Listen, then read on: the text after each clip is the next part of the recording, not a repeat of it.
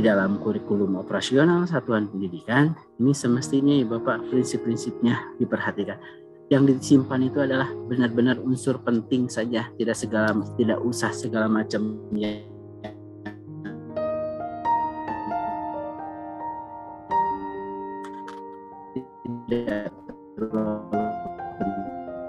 Tidak disimpan, tidak perlu lagi disimpan lagi berbagai landasan operasionalkan, sehingga dalam kurikulum operasional itu bukan berdiri dari kumpulan-kumpulan teori, tapi benar-benar yang mau dioperasionalkan secara real, secara nyata, ingin dilaksanakan kepentingan. Maka yang penting yang menurut kami perlu termuat, satu, karakteristik satuan pendidikan, tolong gambarkan. Semestinya kan selama ini juga sudah termuat ya di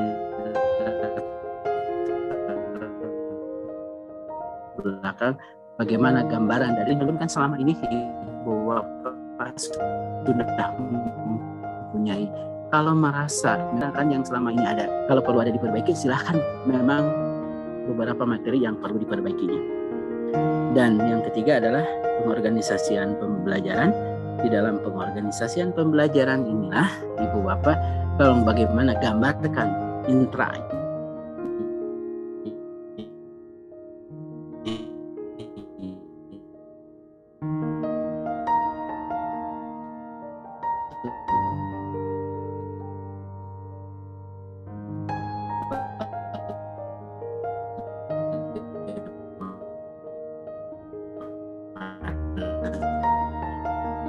di dalam intranya bisa jadi Ibu Bapak merasa kali pendekatan itulah kewenangannya di level satuan pendidikan.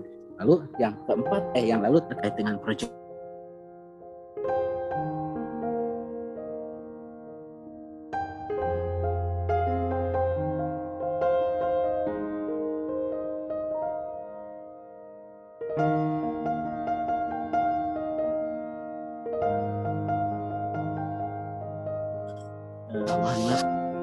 terlempar.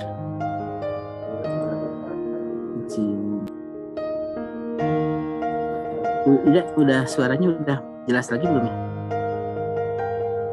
Sudah Pak, sudah. Nah, baik, maaf barusan terlempar. Jadi di dalam kurikulum operasional satuan pendidikan tadi di pengorganisasian bagaimana intranya dan proyeknya. Mungkin nanti proyek saya jelaskan di bagian akhir. Dan yang keempat yang perlu termuat adalah perencanaan pembelajaran. Perencanaan pembelajaran itu tolong deskripsikan bagaimana Ibu Bapak merencanakan. Cukup mungkin 1 atau 2 mata pelajaran. Bagaimana mulai dari capaian pembelajaran diterjemahkan ke dalam tujuan, dan dari tujuan diterjemahkan ke dalam alur prosesnya. Ini semestinya duduk satu kelompok per fase. Kelas 7, kelas 8, kelas 9 itu kan satu fase duduk gurunya bersama, petakan alurnya. Ini cukup 1 ditampilkan nanti utuhnya di dalam lampiran. Lalu bagaimana contoh perencanaan pembelajaran dalam dokumen yang Ibu Bapak tuangkan. Jadi mungkin di dalam kurikulum operasional ini cukup memuat 30 atau cukuplah 40 halaman. Tidak terlalu banyak yang segala macam, segala landasan teori dan suku segala macam yang tidak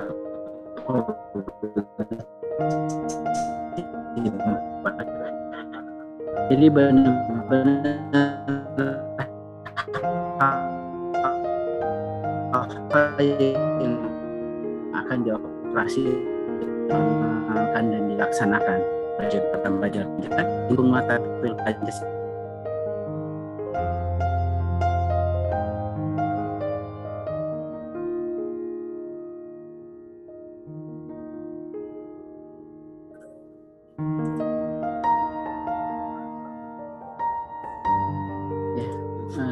Izin melanjutkan. Jadi terakhir untuk proyek penguatan profil pelajar Pancasila ini dirancang terpisah dari intrakurikuler. Tujuan muatan kegiatan proyek ini Bapak tidak harus dikaitkan dengan tujuan mata pelajaran. Jadi inilah yang mohon nanti diperhatikan. Jadi proyek penguatan profil pelajar Pancasila kalau mampu mengaitkan dengan mapel silakan, tapi kalau memang tidak mampu mengaitkan dengan satu mapel pun tidak masalah. Karena memang proyek penguatan ini dirancang terpisah dari intrakurikuler. Dalam panduan ini dijabarkan bagaimana peran satuan pendidikan, peran pendidik dan peran peserta didik. Lalu bagaimana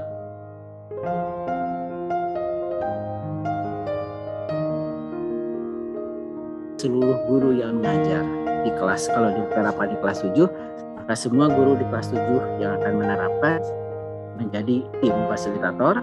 Tim inilah yang nanti bertugas mengidentifikasi tingkat kesiapan, lalu merancang dimensinya apa, temanya, alurnya, proyeknya, dan mulai menyusun proyek.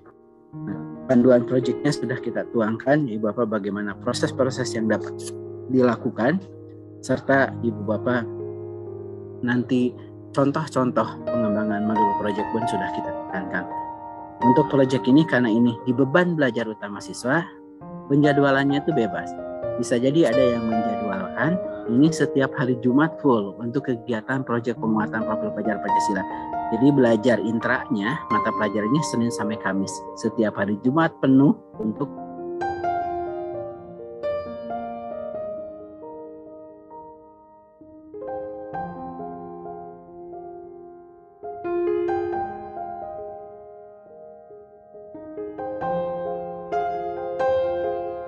caranya boleh di dalam kelas, luar kelas, atau dimanapun.